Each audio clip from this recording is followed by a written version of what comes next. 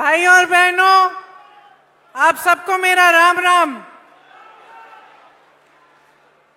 देखिए, ये हरियाणा की धरती है, महाभारत की धरती है।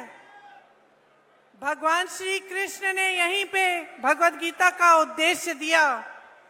यहीं से एक संदेश हमेशा के लिए यहां से उठा, न्याय का संदेश। वो संदेश जिसने हमारे धर्म को बनाया, हमारे देश को बनाया, हमारे संविधान को बनाया। आपने हमेशा इस देश की रक्षा की है। यहाँ के किसानों ने, यहाँ के जवानों ने, यहाँ के खिलाड़ियों ने पूरे देश का सम्मान रखा, देश के हित का सम्मान किया, उसकी सुरक्षा की। आप अपने बच्चों को पालते पोसते हैं, आपके ही बच्चे हमारी सरहद पे जाकर हमारे देश की सुरक्षा करते हैं, जान देने के लिए तैयार रहते हैं। हर पल हरियाणा के प्रदेश के बच्चों ने, आपके बच्चों ने, यहाँ की बहनों ने, यहाँ के बुजुर्गों ने पूरे देश का सम्मान सुरक्षित रखा है। 10 सालों से आपके प्रदेश में भाजपा की सरकार रही है और आपको इस सम्मान की सुरक्षा करने के बदले में इन्होंने क्या दिया? आपको अपमानित किया और आपका निरादर किया। हर स्तर पर आपका निरादर किया। यहाँ क्या किसान इस पूरे देश का अन्नदाता है। आपने आंदोलन किया, 3 काले कानून लाए, आपने आंदोलन किया, आप खड़े रहे, डटे रहे। आपको क्या मिला? आंसू गैस मिली, लाठियां मिली, सुनवाई नहीं मिली। आपको कहा गया था कि एमएसपी मिलेगी। आज भी जो एमएसपी है 24 आपके जो उपज है उन पे दे रहे हैं, इनमें से तो 10 आप उगाते ही नहीं है। यहां आपके साथ विश्वासघात हुआ। हर स्तर पर नौजवानों के साथ देखिए, यहाँ पे इतनी बेरोजगारी है कि मुझे बताने की जरूरत नहीं है। आप हाथ उठा के बताइए कितनों को रोजगार मिला है इस सरकार से। एक हाथ नहीं उठेगा, सब मना कर रहे हैं। यहाँ के नौजवान कर्मठ हैं। हम दिल्ली के बड़े शहर में देखते हैं, दिल्ली में, मुंबई में, अलग अलग शहरों में यहाँ से पलायन करके जाते हैं। रोजगार वहां मिलता है तो हम खुद देखते हैं। जब भी मैं मिलती हूँ, कोई हरियाणा का युवा है, मुझे मालूम होता है ये कर्मठ बच्चा है, मेहनती बच्चा है, इसका आत्मसम्मान है।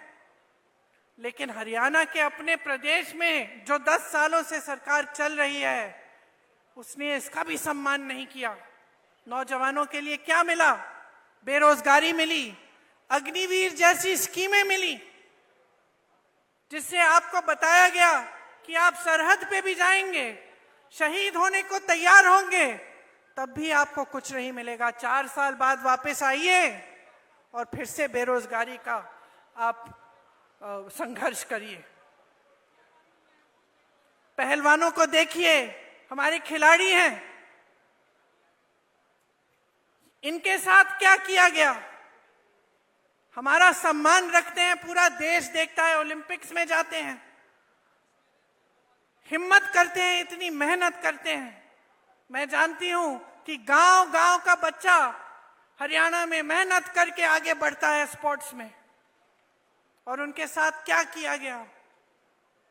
उनको सड़क पे बिठाया गया, आंदोलन करते रहे।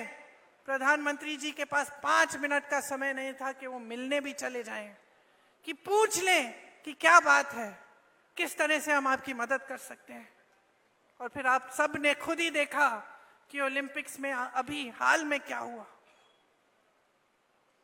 आप लड़ने वाले लोग हो, अपना आत्मसम्मान है। आज किस चीज से लड़ रहे हो? महंगाई से लड़ रहे हो, महंगाई से लड़ रहे हो, संघर्ष कर रहे हो। सरकार कुछ नहीं कर रही है आपके लिए। जहां देखो स्कैम पे स्कैम, स्कैम पे स्कैम। नौजवान पढ़ते लिखते हैं किस लिए? पेपर लीक होता है, एक भी भर्ती नहीं होती है, तमाम जो सरकारी नौकरियां हैं सब खाली पड़ी रहती हैं। तो आपके सामने आपका भविष्य क्या है? आज आत्मसम्मान से जीना है, न्याय चाहिए, तो इस सरकार को फेंक निकालो, हटा दो इस सरकार को। कुछ नहीं मिला है आपको इस सरकार से, सिर्फ बड़ी बड़ी बातें। और मुझे ताज्जुब होता है कि बड़े से बड़े प्रधानमंत्री भी यहां आते हैं, वही पुरानी बातें कह रहे हैं जो 10 साल पहले कही। आज वादे कर रहे हैं कि वो ये करेंगे, वो करेंगे, एमएसपी करेंगे, रोजगार दिलवाएंगे। अरे 10 सालों में क्यों नहीं किया? 10 सालों में किसानों की सुनवाई क्यों नहीं हुई? नौजवानों की सुनवाई क्यों नहीं हुई? जवानों की, पहलवानों की सुनवाई क्यों नहीं हुई? महिलाओं की सुनवाई क्यों नहीं की? जो महंगाई के सामने तड़प रहे हैं, जूझ रहे हैं महंगाई से, एक छोटी सी चीज खरीद नहीं पाते। त्योहार आते हैं, घबराहट होती है, घर में कोई बीमार पड़ता है, घबराहट होती है, फीस भरनी पड़ती है, घबराहट होती है। और ये लोग वही घिसी पिटी बातें जो 10 सालों पहले इन्होंने आपसे की थी, वही बार बार दोहराते रहते हैं। कोई नई स्कीम इन्होंने निकाली आपके लिए? एक स्कीम निकाली, ये जो परिवार वाला आईडी कार्ड है, ये है इनकी नई स्कीम। परिवार पहचान पत्र कहते हैं, ये परिवार परेशान पत्र बन गया है। इसके लिए भी आपको परेशानियां ही झेलनी पड़ रही हैं, इसके अलावा कुछ नया नहीं लाए हैं। आपको मजबूत करने के लिए, आपके भविष्य को उज्जवल करने के लिए, आपको सम्मान देने के लिए कुछ नहीं लाए हैं। शैलजा जी ने कहा कि यहां कांग्रेस की लहर है, हुड्डा जी ने भी कहा कि पूरे हरियाणा में कांग्रेस की लहर है। मैं कहती हूं ये आपके सम्मान की लहर है, ये आपके सम्मान की लहर है। अब समय आया है कि संविधान के द्वारा जो आपको वोट दिया गया है, इसको आप एकदम सावधानी से आप इसका इस्तेमाल करें।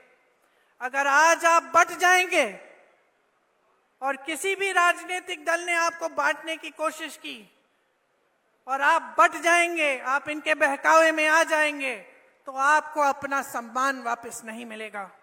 इस संविधान ने आपको सम्मान दिया है, इस संविधान ने आपको हक दिया है, अधिकार दिया है।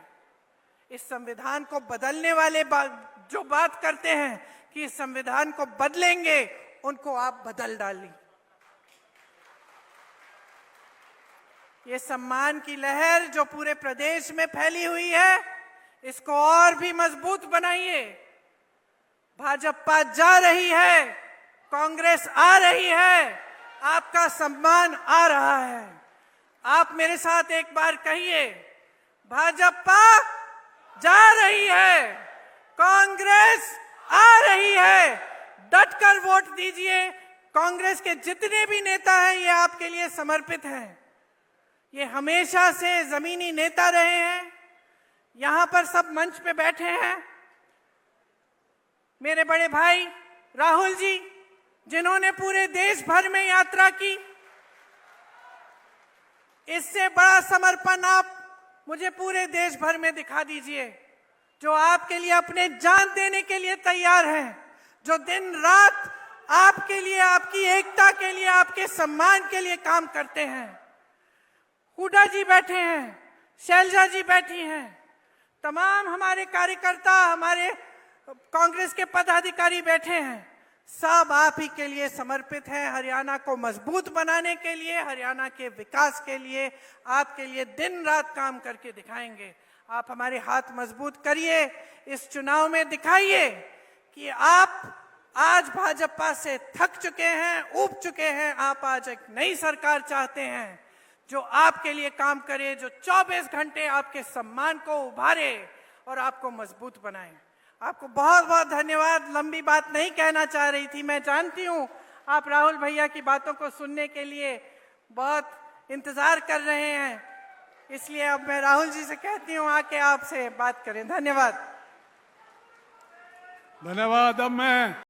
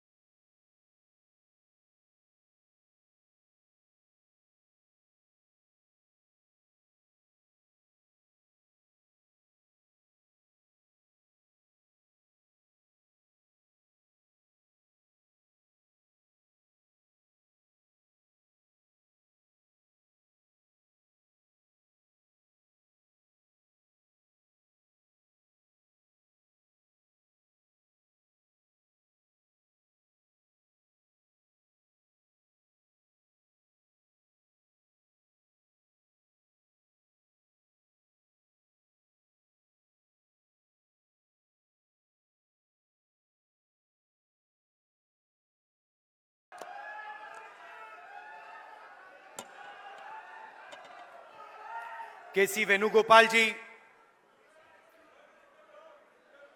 प्रियंका जी, उदय भान जी, भूपेंद्र हुड्डा जी, कुमारी शैलजा जी, वरुण चौधरी जी, स्टेज पे कांग्रेस पार्टी के सीनियर नेता,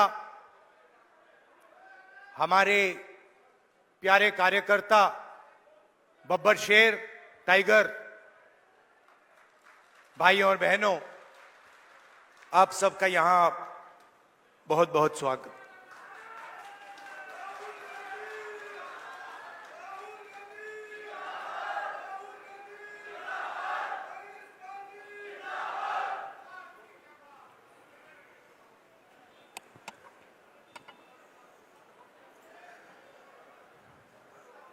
मैं सबका भाषण सुन रहा था।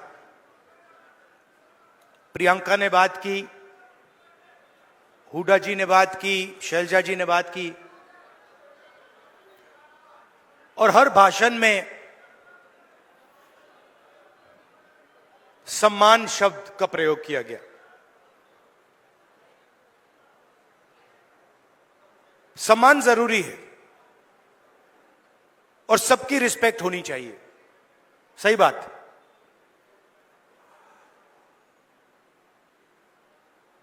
मगर उतनी ही जरूरी बात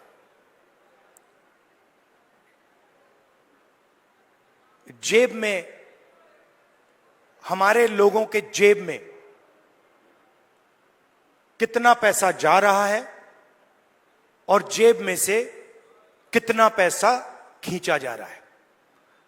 आपके पास सामान हो, मोदी जी आपकी 24 घंटा रिस्पेक्ट करें,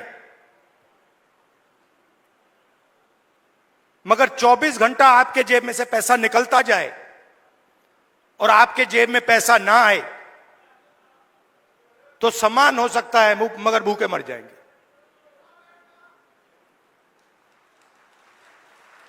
तो सामान की जगह है, मगर मेरे लिए उतना ही जरूरी सवाल कि हमारे गरीब लोगों के जेब में उनके बच्चों की शिक्षा के लिए, स्वास्थ्य के लिए, भविष्य के लिए बैंक अकाउंट में कितना पैसा है। सीधी सी बात। और आपको यह पूछना है कि क्या हमारे जेब से ज्यादा पैसा निकल रहा है या वापस जेब में ज्यादा पैसा अंदर आ रहा है। यह सिंपल सी बात। और अगर निकल रहा है, खींचा जा रहा है, तो कैसे निकल रहा है, कौन निकाल रहा है, और अगर जेब में आ रहा है तो कौन डाल रहा है और कैसे डाला जा रहा है। आप सोचिए, अदानी जी के बारे में सोचिए। वो सुबह उठते हैं, खेत में मेहनत नहीं करते, फावड़ा नहीं चलाते, छोटे बिजनेस में काम नहीं करते, अच्छा खाना खाते हैं, सबसे बड़े महलों में रहते हैं, और हर सुबह 24 घंटा उनके बैंक अकाउंट में धड़ाधड़ धड़ाधड़ धड़ाधड़ धड़ाधड़ पैसा आता है, नॉन स्टॉप। मतलब जैसे सुनामी आती है ना, वैसे ही उनके बैंक अकाउंट में पैसा घुस रहा है। और जितना ही पैसा उनके बैंक अकाउंट में सुनामी जैसे घुस रहा है, उतना ही पैसा आपके बैंक अकाउंट में से तूफान जैसे पैसा निकलता जा रहा है। आप कहते हो भाई महंगाई बढ़ गई, पेट्रोल के दाम बढ़ गए, प्याज के दाम बढ़ गए। किसान कहता है धान खरीदा नहीं जा रहा, कोई कहता है मुझे रोजगार नहीं मिल रहा। अभी मैं अमेरिका गया, अमेरिका में छोटे से घर में छोटे से कमरे में, मतलब 10 फुट 15 फुट बाय 15 फुट, उसके अंदर 15-20 हरियाणा के युवा।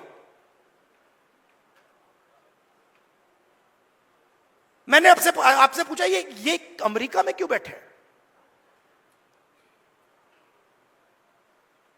ये हरियाणा से क्यों भागे? उनसे मैंने पूछा, पता नहीं आपने वीडियो देखा नहीं देखा, उनसे मैंने पूछा भाई आप बताओ हरियाणा में इतनी कमी क्या है कि आप गए? कहते हैं राहुल जी हम सिर्फ गए नहीं, जान पर खेल कर गए। पहले हम टर्की गए,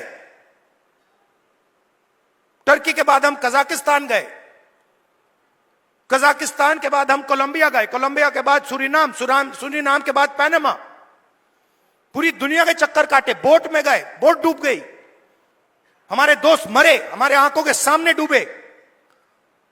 जंगल में माफिया के लोगों ने गोली मारी, जो चल नहीं पा रहा था उसको उड़ा दिया, खत्म कर दिया। हमने उसकी लाश देखी, वीडियो दिखाया उन्होंने। हमारे लॉयर्स ने कहा भैया इसको वीडियो को आप न मत दिखा देना। वहां पे एक साथ खाना पका रहे हैं। एक मुझे कहता है राहुल जी मैं ट्रेलर में रहता हूं, हर रोज कोई ना कोई आकर मुझे पीट देता है, हर रोज कोई ना कोई आकर मुझे पीट देता है। वो ड्रग्स लेते हैं और रात को आके मुझे मारते हैं। दूसरा कहता है भाई राहुल जी मेरा एक्सीडेंट हो गया, मेरा पूरा पेट बाहर निकल गया, मैं चल नहीं पाता हूं। उन्होंने मुझे कहा जाके हमारे परिवार से मिलिए। मैंने कहा क्यों? कहते हैं राहुल जी हम इनको 10 साल के लिए नहीं मिल पाएंगे। 10 साल के लिए हम ना अपने माता, ना अपने पिता, ना अपने बच्चों को देख पाएंगे, क्योंकि अगर हम वापस गए तो वापस अमेरिका नहीं आ पाएंगे। मैंने पूछा कितने पैसे लगे, मतलब जेब से कितना पैसा निकला रोजगार ढूंढने के लिए? कहते 50 लाख रुपए लगे। मैंने कहा कहां से आए? आधे कहते खेत बेचकर, दूसरे किया लोन किस दिया 2% प्रति महीना, मतलब साहूकार से लोन लिया। अगर कोई 2% प्रति महीना लोन ले लेता है वो बच नहीं सकता, उसमें डूबेगा वो।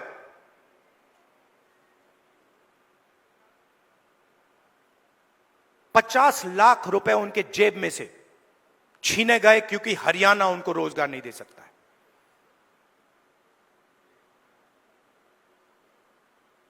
कहां गए? किसके हाथ में गए? क्यों गए? फिर मैं वापस आया, वायदा किया था, करनाल गया, 5 बजे सुबह परिवार से मिला, वीडियो कॉल चल रही है। मैं सोच रहा हूं हो क्या रहा है।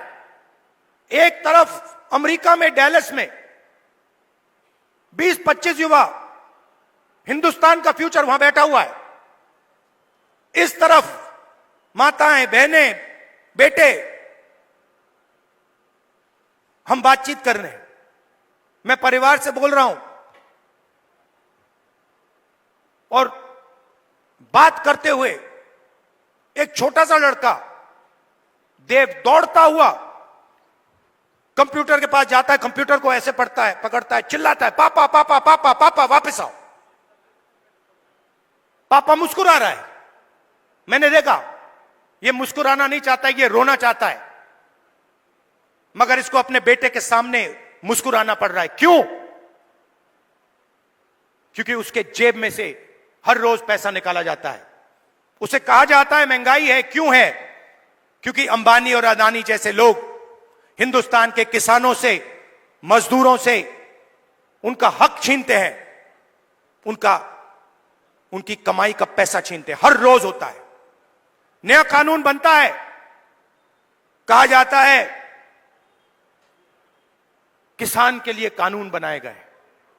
किसान के लिए अगर कानून बनाए गए हैं तो हिंदुस्तान के सारे किसान सड़क पे क्यों आए? क्योंकि किसान जानता है कि हमारे जेब में से एक और तरीके से अब पैसा छीना जाएगा। जमीन ले लेते हैं। भाइयों, आप एक बात समझो, आप एक दुनिया में हो जहां आप जमीन खरीदते हो। अगर आपको जमीन चाहिए, आप किसी और के पास जाते हो, कहते हो भैया मुझे जमीन चाहिए।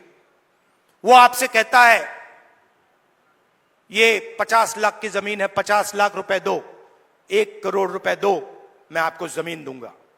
ये नॉर्मल होता है, हिंदुस्तान के हर नागरिक के साथ होता है। ये अंबानी अदानी के साथ नहीं होता। अदानी कहता है मोदी जी से, मोदी जी मुझे ये जमीन अच्छी लग रही है, कोई पेमेंट की जरूरत नहीं, हिंदुस्तान के किसान को परे कर दिया जाता है। नया शब्द विकास। विकास के लिए जमीन चाहिए। किसकी जमीन? गरीबों की जमीन, किसानों की जमीन। अमीरों की जमीन नहीं चाहिए विकास के लिए। मतलब अदानी जी से 1 एकड़ कभी नहीं लिया गया विकास के लिए। अंबानी से 1 एकड़ नहीं लिया गया विकास के लिए। हिंदुस्तान के किसानों से रोज विकास के लिए जमीन ली जाएगी। खेत खत्म हो गए, धान नहीं खरीदा जाता, सही रेट नहीं मिलता, फिर आप भगते हो सेना की ओर। आप कहते हो चलो यहां काम नहीं हुआ, चलो आर्मी में जाते हैं, बॉर्डर पे खड़े हो जाएंगे, देशभक्ति की आग है उसे जलाएंगे और वहां खड़े हो जाएंगे। फिर मोदी जी कहते हैं नहीं भैया, वहां से भी हम आपके जेब में से चोरी करेंगे। यह अग्निवीर स्कीम नहीं है, यह गलतफहमी में मत रहिए। यह जवानों की पेंशन चोरी करने का तरीका है। सीधी सी बात है। जो नॉर्मल जवान होता है उसे पेंशन दी जाएगी, पूरी जिंदगी उसे पेंशन दी जाएगी। जिसको अग्निवीर नाम दिया है उसे पेंशन नहीं मिलेगी। मतलब अग्निवीर से उसके जेब से पैसा छीना गया है। कहां गया? अदानी जी की जेब में। आप देखिए बड़ी बड़ी उनके, जाइए वेबसाइट पे जाइए, Adani defence, Adani defence Israel की कंपनी है, अमेरिका की कंपनी है, उसमें अदानी को लेना देना नहीं है। इजराइल की कंपनी हथियार बनाती है, उस पे अदानी का लेबल लगता है। कारतूस बनाती है, ड्रोन बनाती है, उस पे लेबल लगता है अदानी। और हिंदुस्तान की सेना अदानी से खरीदती है, मार्जिन अदानी बनाता है, उसका आधा राजनीतिक दल को मिल जाता है, मोदी जी की मार्केटिंग में चला जाता है। तो सम्मान बहुत जरूरी है, मगर पैसे के बिना सम्मान मिल ही नहीं सकता। और मेरा लक्ष्य, जितना पैसा मैं बता रहा हूं आपको, याद रखो, जितना पैसा इन्होंने अदानी अंबानी को दिया है उतना पैसा मैं हिंदुस्तान के किसान, मजदूर, गरीब, दलित उनके जेब में डालने वाला हूं। एक ना एक तरीका निकाल कर, एमएसपी दिलवाकर, कर्जा माफ कर मैं बता रहा हूं, जितना नरेंद्र मोदी ने इनको दिया ना, आप देख लेना, उतना पैसा हम कांग्रेस पार्टी में गरीबों को देने वाले हैं। सिंपल सी बात है, सिंपल सी बात है। आपके जेब में से कितना निकल रहा है और जेब में कितना जा रहा है। लोकसभा चुनाव में हमने बात कही, मैं आपको बताऊं मजे की बात। हमने कहा कि हम चाहते हैं कि हिंदुस्तान के हर गरीब महिला के बैंक अकाउंट में 1 लाख रुपए डालना है। वो सारे एक्सपर्ट खड़े हो गए, मैं बता रहा हूं आपको, सारे एक्सपर्ट खड़े हो गए, नहीं नहीं नहीं नहीं नहीं नहीं, नहीं हो सकता, करा नहीं जा सकता, ऐसे नहीं होता। मैंने उनसे कहा देखो भैया, आप एक्सपर्ट हो, आपको जो बोलना है बोल दो, मगर 1 लाख रुपया हिंदुस्तान की गरीब महिलाओं के बैंक में जाएगा। आपको अच्छा लगे ना लगे, आपको जो कहना है, जो करना है कर लो, मुझे कोई फर्क नहीं पड़ सकता। अगर 16 लाख करोड़ रुपया अदानी जैसे लोगों का कर्जा माफ हो सकता है, तो मैं बता रहा हूं 16 लाख करोड़ रुपया आपका कर्जा माफ हो सकता है। और मैं ये नहीं कह रहा हूं कि भैया उनका मत करो, इनका करो। मैं कह रहा हूं कि अगर अरबपतियों का हो सकता है तो फिर किसानों का हो सकता है। अगर आप न्याय चाहते हो, आप चाहते हो कि किसान का कर्जा माफ ना हो, मोदी जी कहते हैं किसान का कर्जा माफ नहीं होना चाहिए, तो फिर ठीक है, हर किसान इस बात को एक्सेप्ट करेगा, मगर फिर अदानी का भी 1 रुपया माफ नहीं होना चाहिए। अगर आप कहते हो कि अदानी का पैसा माफ होगा, तो फिर किसान का होगा, मजदूर का होगा, स्टूडेंट्स का होगा, माताओं बहनों का होगा। और अगर आप चाहते हो कि हिंदुस्तान के किसान का कर्जा माफ ना हो, हम एक्सेप्ट करने को तैयार हैं, मगर फिर अरबपतियों का नहीं होगा। मगर अगर आप उनको पैसा देते हो तो इनको देना ही पड़ेगा। हम ये 2 हिंदुस्तान नहीं चाहते, हमें एक हिंदुस्तान चाहिए, न्याय का हिंदुस्तान। इसीलिए हरियाणा में हमने 3-4 कदम लिए हैं, और इन चीजों का लक्ष्य एक ही है, आपके बैंक अकाउंट में पैसा डालना।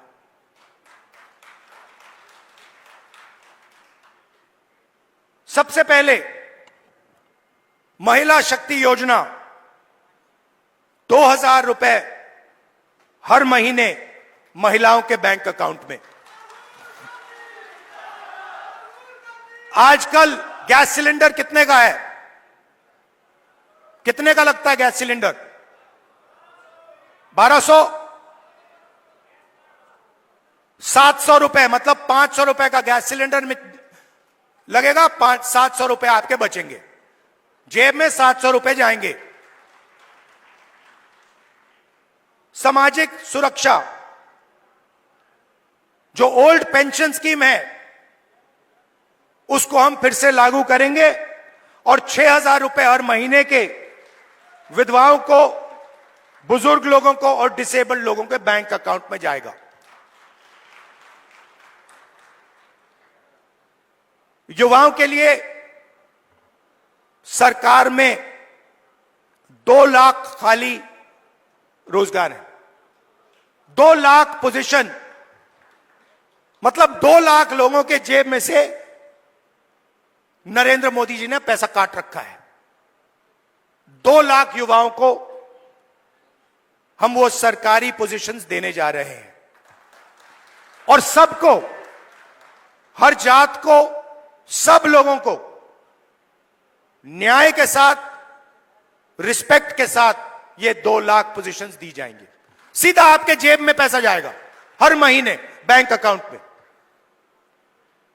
किसान को गारंटीड एमएसपी हरियाणा में, और जो अभी आपका धान नहीं खरीदा जा रहा है, चुनाव खत्म होते ही, कांग्रेस की सरकार आते ही आपके बैंक अकाउंट में धान के लिए पैसा जाना शुरू हो जाएगा। 100 गज के प्लॉट 3.5 लाख रुपए, 2 बेडरूम के मकान के लिए गरीब लोगों के लिए हम देने जा रहे हैं। 300 यूनिट फ्री बिजली, और 25 लाख रुपए हेल्थ इंश्योरेंस के लिए हरियाणा की सरकार हरियाणा के गरीब लोगों को देगी। ये देखिए, और आखिरी बात, जो सबसे जरूरी बात, जाति जनगणना। मुझे यह पता लगाना है कि इस देश में कौन से जात के कितने लोग हैं।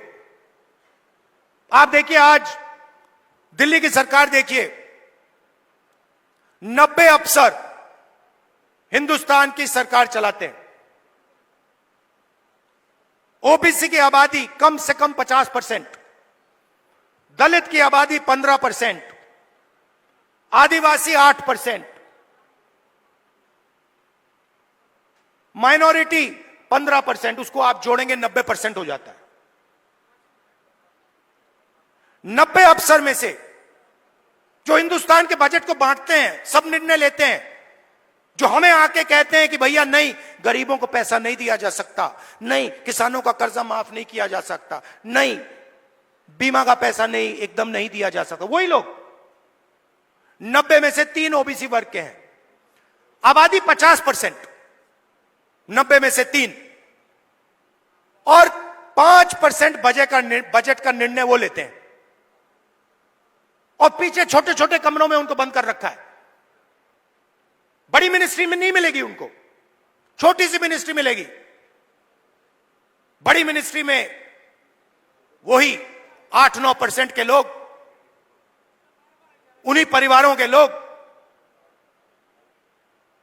काम चलता जाएगा। दलित 15% है। 100 रुपए में से 1 रुपये का निर्णय दलित अफसर लेते हैं। 15% आबादी, और अगर हिंदुस्तान की सरकार 100 रुपए खर्च करती है तो 1 रुपया दलित अफसर निर्णय लेता है।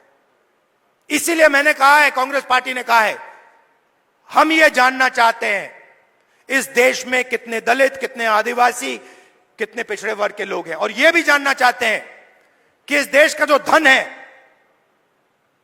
जो संस्थाएं हैं, जो बिजनेसेस हैं, उसमें दलित कितने, आदिवासी कितने, पिछड़े कितने, ये हम पता लगाना चाहते हैं। छोटा सा उदाहरण देता हूं आपको, आप चौंक जाओगे, हिल जाओगे। आप खेती करते हो, लगे रहते हो, आप छोटा बिजनेस चलाते हो, नोटबंदी लग जाती है, गलत जीएसटी लग जाती है, आपको दबाया जाता है, कुचला जाता है। फिर मैं आपसे पूछता हूं, 90% आबादी है आपकी, दलित, आदिवासी, पिछड़े, माइनॉरिटी, और गरीब जनरल कास्ट, उसमें 5% और जोड़ दो, 95% आपकी आबादी। अब मैं आपसे सवाल पूछता हूं, हिंदुस्तान के सबसे बड़े कॉर्पोरेट, 250 सबसे बड़े कॉर्पोरेट्स, उसमें मुझे बता दो ओबीसी कितने, दलित कितने, आदिवासी कितने, गरीब जनरल कास्ट के कितने, मुझे बता दो। नहीं जानते आप, मैं बताता हूं।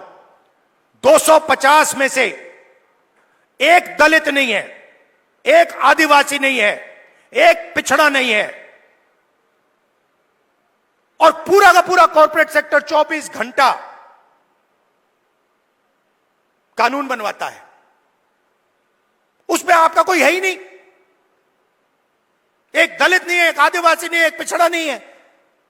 आपका काम मजदूरी करना, कॉन्ट्रैक्ट पे काम लेना, अमेरिका भागना, और उनका काम काले कानून, किसान कानून बनाना, यही हो रहा है। तो हमने कहा भैया हम पता लगाना चाहते हैं कॉर्पोरेट इंडिया में, मीडिया में, पिछड़े लोग कितने हैं, दलित कितने हैं, ये हमारे आए हुए। आप देखो, कर्ज की लिस्ट निकालो, इन्फ्लुएंसर्स की लिस्ट निकालो, बड़े बड़े मीडिया के जो ओनर्स हैं उनकी लिस्ट निकालो, उसमें आपको एक पिछड़ा नहीं मिलेगा, एक दलित नहीं मिलेगा, एक आदिवासी नहीं मिलेगा। मतलब 90% हिंदुस्तान है ही नहीं, गेम में ही नहीं है। यह सच्चाई है। और हरियाणा की सरकार पहला कदम है। हरियाणा की सरकार आएगी, यहां पे बदलाव आएगा, मगर फिर दिल्ली में जब सरकार आएगी, मैं आपको बता रहा हूं, मुझे कुछ लेना देना नहीं है। मैंने अपने माइंड में एक बात रख ली है। आपने कहा इज्जत बहुत जरूरी है, उस बात को मैं एक्सेप्ट करता हूं, मगर मैं चाहता हूं, मेरे लिए एक ही चीज जरूरी है, गरीब लोगों के जेब में कितना पैसा जा रहा है और जेब में से कितना पैसा निकल रहा है। ये मेरा इक्वेशन है, और इसको मैं छोड़ने वाला नहीं हूं। जहां भी मुझे मौका मिला ना, जहां भी मुझे मौका मिला, जो इस देश को चलाते हैं, किसान, मजदूर, गरीब लोग हाथों से चलाते हैं, खून पसीना देकर चलाते हैं। जहां भी मुझे दिखाओ उनके बैंक अकाउंट में पैसा डालूंगा।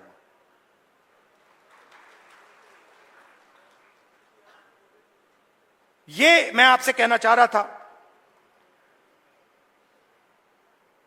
मैंने आपको धान की बात बताई कि जैसे ही हमारी सरकार चुनी जाएगी वैसे ही धान का पैसा आपके बैंक अकाउंट में आना शुरू हो जाएगा।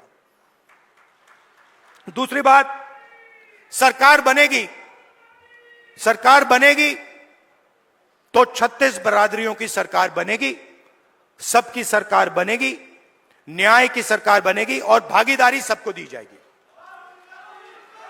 और आखिरी बात, ये जो बीच में इंडिपेंडेंट पार्टी आ रखी हैं, छोटी छोटी पार्टियां हैं, ये सब बीजेपी की पार्टीज हैं।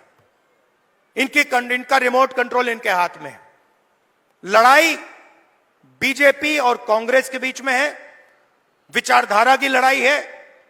एक तरफ न्याय, दूसरी तरफ अन्याय, एक तरफ किसानों का हित, गरीबों का हित, मजदूरों का हित, और दूसरी तरफ अदानी जी और अंबानी जी जैसे लोगों का फायदा। यह मोदी जी की सरकार नहीं है, यह अदानी जी की सरकार है। यह बात याद रखिए। और हरियाणा में अदानी जी जैसे लोगों की सरकार नहीं चाहिए। किसानों की, मजदूरों की, गरीबों की सरकार चाहिए। जब भी आपको मेरी जरूरत हो, पार्लियामेंट में भाषण करवाना हो, कोई मुद्दा हो आपका, सरकार पर प्रेशर डलवाना हो, यहां हरियाणा में आके आपसे बात करनी हो, आपको सिर्फ ऑर्डर देना है। आपको कहना है राहुल इधर आओ, मैं हाजिर हो जाऊंगा। आप सबका दिल से बहुत बहुत धन्यवाद। नमस्कार, जय हिंद। और कांग्रेस के कार्यकर्ता, नॉर्मली क्या होता है, आमतौर से क्या होता है, बब्बर शेर अकेले दिखते हैं। जंगल में एक बब्बर शेर दिखता है, एक शेर दिखता है। यहां पे हजारों हमारे शेर आए हुए हैं। एक साथ बाहर जाकर निकलो, बीजेपी को यहां पे हराओ। धन्यवाद, जय हिंद, नमस्कार।